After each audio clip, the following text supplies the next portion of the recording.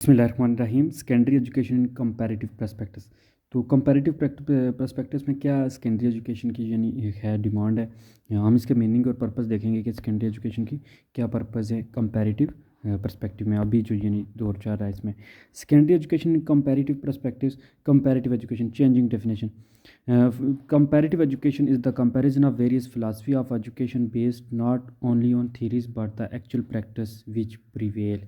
कि कंपैरेटिव जो एजुकेशन होती है ये इसका कंपैरिजन होता है कि डिफरेंट फ़िलासफ़ी जो हैं एजुकेशन की, ये जो सिर्फ थ्योरीज़ पे बेस्ड नहीं है बल्कि प्रैक्टिकल हो रहा है दुनिया में, अभी चल रही हैं, और जो सबसे ज़्यादा अहमियत के हामिल हैं, उस लिहाज से देखा जाता है कंपैरेटिव एजुकेशन को। Comparative education is a field of study dealing with the comparison of current education theory and practice in different countries for the purpose of broadening and deepening understanding of educational problem beyond the boundaries of one's own country. तो overall आपने दुनिया में match करना है कि दुनिया में किस तरह की एजुकेशन हो रही है कंपैरेटिवली, अभी जो टाइम चल रहा है, जो ये 21st सेंचुरी है, इसमें कैसा जो है ना वो चल रहा है। इसी तरह हमने दुनिया के साथ फिर कंपेयर करना होता है कि हमारे जो एजुकेशन है उसका सिस्टम क्या है, और जो ओवरऑल दुनिया में कौन सी फ़िलासफ़ी कौन सी थ्योरी के मुताबिक जो है ना एजुकेशन हो रही है, और प्रॉब्लम हमारे एजुकेशन में कौन कौन सी हैं। ये प्रॉब्लम हमने अपने कंट्री से बाहर निकल के चेक करनी है ओवरऑल दुनिया में, जिसको कहते हैं ग्लोबलाइज। तो ये देखना होता है हमने। Secondary education in comparative perspective, comparative education is a systematic examination of other cultures and other systems of education, deriving from those culture in order to discover resemblance and difference, and why variant solutions have been attempted to problems that are often common to all। तो इसमें comparative education में एक systematic examine किया जाता है other culture का, यानी दूसरे जो दुनिया के एजुकेशन सिस्टम है उनका, और देखा जाता है कि दुनिया में कौन सी चीज़ें जो है ना वो आपकी एजुकेशन और उनकी रिजेंबल है, और कौन सी उनकी डिफरेंस है, यानी कौन सी एक जैसी और कौन सी मुख्तलिफ है। और फिर अगर आप में कोई प्रॉब्लम कॉमन है ओवरऑल वर्ल्ड वाइड दुनिया की और आपकी एजुकेशन में, तो आप फिर उसका ओवरऑल कॉमन जो है ना वो सोल्यूशन निकालते हैं, अटैम्प्ट करते हैं ताकि आपको सोल्यूशन मिले। Comparative education, the problem of education in different countries are similar and the principle which guide their solution may be compared and even identified.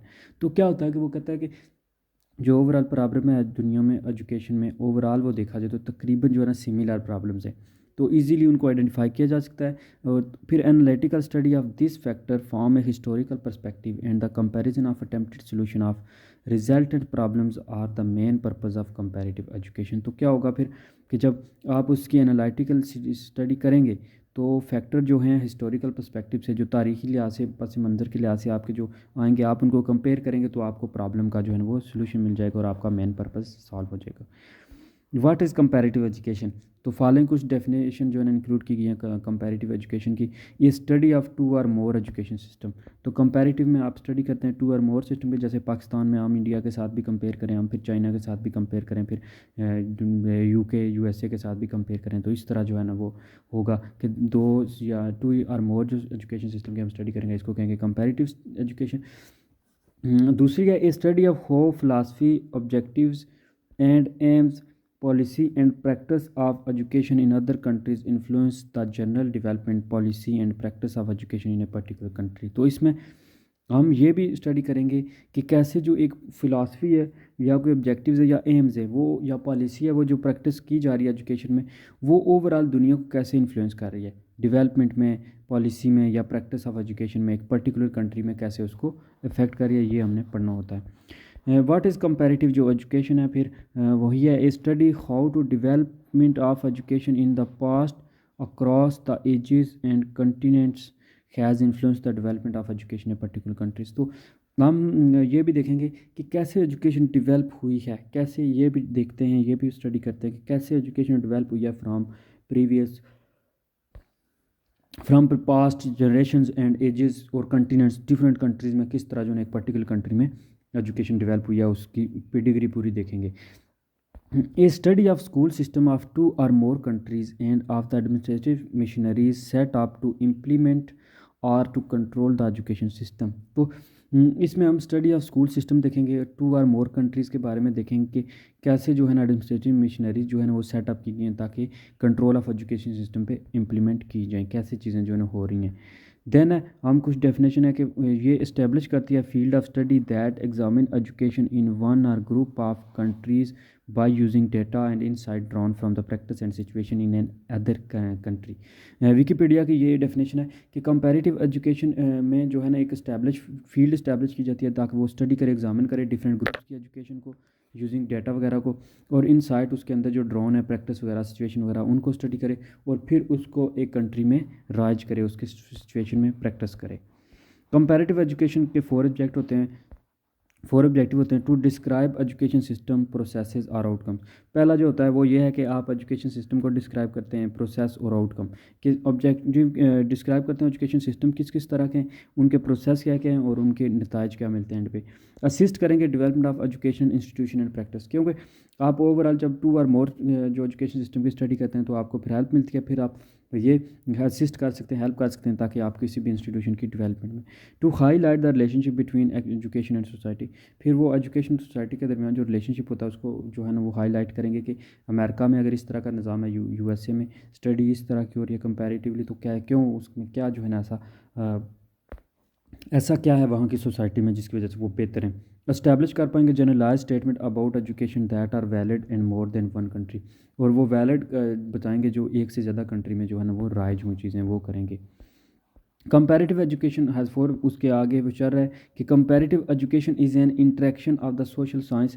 ایک تو وہ سوشل سائنس یعنی یہ جو سوسائٹی کے ساتھ اس کا بڑا ریلیشن ہے، پھر کراس نیشنل یعنی ایک سے دوسری نیشن میں study which attempt to use cross national data to test proposition and the relation ship between education and society and between teaching practice and learning out کمس۔ تو یہ کمپیریٹیو ایجوکیشن یہ بھی دیکھا جاتا ہے کہ اس میں جو سوسائٹی کا انٹریکشن ہے سائنس کے ساتھ، سوشل سائنس کے ساتھ، پھر جو کراس نیشنل یعنی دوسری نیشن کے ساتھ پھر اسٹڈی یا اٹیمپٹ کی جاتی ہے تاکہ جو ہے نا کراس نیشنل ڈیٹا کو اسٹڈی کیا جائے اور ریلیشن شپ دیکھا جائے کہ ایجوکیشن اور سوسائٹی کے درمیان کیا ریلیشن شپ ہے۔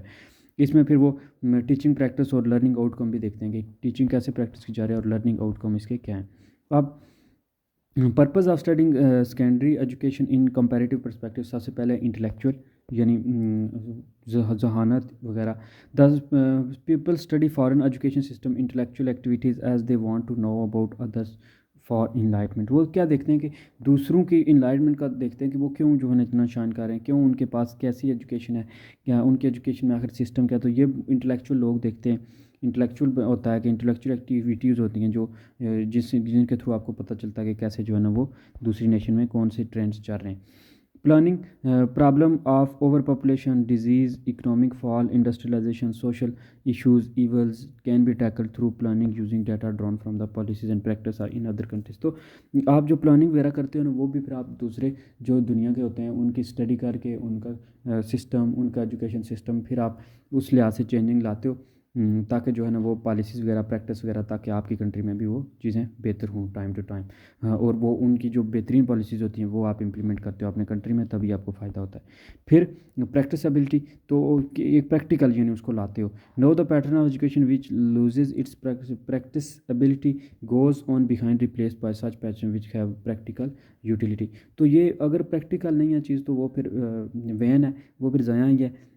تو پریکٹس ہونا ضروری ہے، ایسی چیز ہونی چاہیے جو پریکٹیبلٹی ہو، جس پہ پریکٹیکل کیا جا سکے، جس کو امپلائی کیا جا سکے۔